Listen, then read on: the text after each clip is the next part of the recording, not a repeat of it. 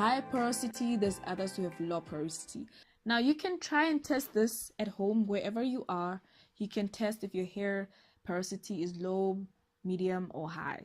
And you can do this by just getting a glass of water, get a strand from your head and just throw it in there and see what happens to the hair. So if your hair is floating, just barely submerged but floating, it means that the cuticles of the hair strands are tightly bound, so the hair is resistant to water penetration and is left dry. So sometimes some people, if their hair just cannot accept any products, any water in, what they would do is like sit under a steamer to get the cuticles to open up. It's more like when you want to wash your face and you want your pores to open up, then rinse with cold water to just close the pores. Medium porosity, it's just balanced. The cuticles are not as tight and allow for great moisture balance. Hair with medium porosity is low maintenance, shiny and healthy.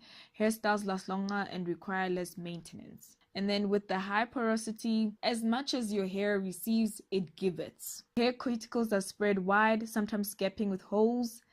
It allows too much moisture to penetrate it and releases moisture just as fast. Hair usually very frizzy and tangled. This is my hair, people. Should I finger detangle or should I use a comb? Let's find out. There are so many kinds of combs out there, and I know you've seen some, especially at the salons. And this is why I say it's very crucial for you to understand what your hair needs, because not everyone has the same hair type. No matter if you're sisters, one might have looser curls and one might have tight curls, so you need to know what to use for your hair. And I feel like you should also know why you're combing your hair. It's advisable if you want to comb your hair that you do it when you're doing your having your wash day. So if you have your wash day once a week or every other week, then you would use that time to actually use the comb to comb through and have that your curls come together and all that stuff. Personally, I find that detangling with your fingers before using a comb is the best. And I say this because everybody is used to their sense of touch. So it's hard for you to have been using that sense of touch all this time, and then winter comes and you're wearing gloves. Driving becomes a problem because you feel like you're not in sync with your car. Anything that you do, even if you hold a paper, if you hold your bag, you feel like something just does not feel right because you're not in control. You feel like you're not in control. If you finger detangle, you can identify quickly that there's a knot somewhere. You can identify that there's a bump on your head, or something about your scalp is not right, or your hair somewhere has broken, something, I don't know. You can feel that. But with the comb, you just comb through. Whether it has broken your hair or what, you don't feel anything. If you can hear it, that's good, but it's already broken, so you can't do anything about it. But with your hands, you can actually feel it. So rather, if you want to use a comb, rather detangle with your fingers first, then use the comb.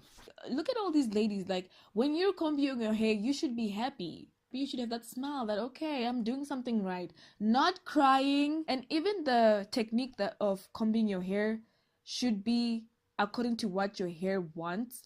Don't do it because somebody else has used the same comb and they just comb through like it's okay. No, it's not the same. If your comb has so much hair on it, it's time to listen to your hair's needs. It's time. If you've been using the same comb and it's been giving you the same results, it's time to change it. Even if you've been using it for years and you think it works.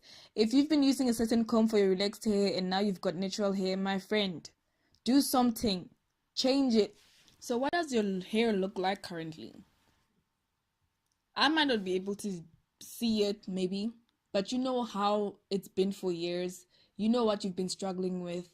Okay, so here's a picture that just shows you of the types of hair that you'll get is healthy hair, how it looks, average hair, bad news, and breaking hair. Remember that your hair layers are always smoothed out. So imagine having this kind of a breakage and you have that hair close to other hair.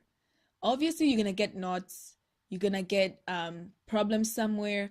So you'd rather have to cut that out. Like, it kind of like when you have a rotten apple and it kind of spoils the rest situation. So where do I begin? I feel like that's what's on everyone's mind. And I mean, you know your hair. You know how long you've been struggling with it. You know how long it's been damaged. Sometimes you feel like maybe a cut is the solution. That might be it, so that we can start our healthy hair. Sometimes it's just a trimming that you need, and sometimes it's just taking care of that dye situation. And sometimes you just need to just start all over. It's like starting a new job, or staying somewhere different or new, or moving into a new house. It's new beginnings. You have the freedom to really learn your hair.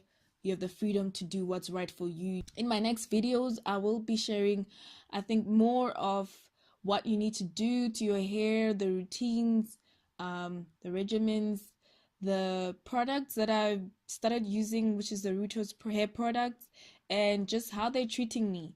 And I'll be using them as an example because at the moment I feel like they're the ones that I felt a lot of difference when I was using them. I'm not lying to you guys, I'm telling you the truth. And it might be different for you, or maybe even the way I apply it might not be the same that you should apply it. So you should do what works for you. So instead of being impatient and just wanting to see this tomorrow, next week, next month, want to see results, why not set a goal for 2019? Healthy hair 2019 goals. So that you can prepare yourself now, prepare yourself through winter, prepare yourself through spring, prepare yourself through summer, and then January 2019, show up and just show your progress. Guess what had happened to my hair? Things are moving, because your hair does take time. And remember, like I said on my other video, that we keep saying that we can't wait, but I mean, we're in March now. January is like yesterday, and April is here, and soon enough there'll be Christmas. So time does go fast, and before you know it, you'll be posting pictures on January 2019 being like, girl, look at my hair. And don't wait until 2019 to say my hair is not working. Take the whole of 2018, the rest of 2018, to learn about your hair, to learn about that uniqueness that you had, that you've been trying to hide all this time, and just let it pop. Let it be the view, let people have something to see. Gotta wake up every day and be like, yes. See you soon, guys.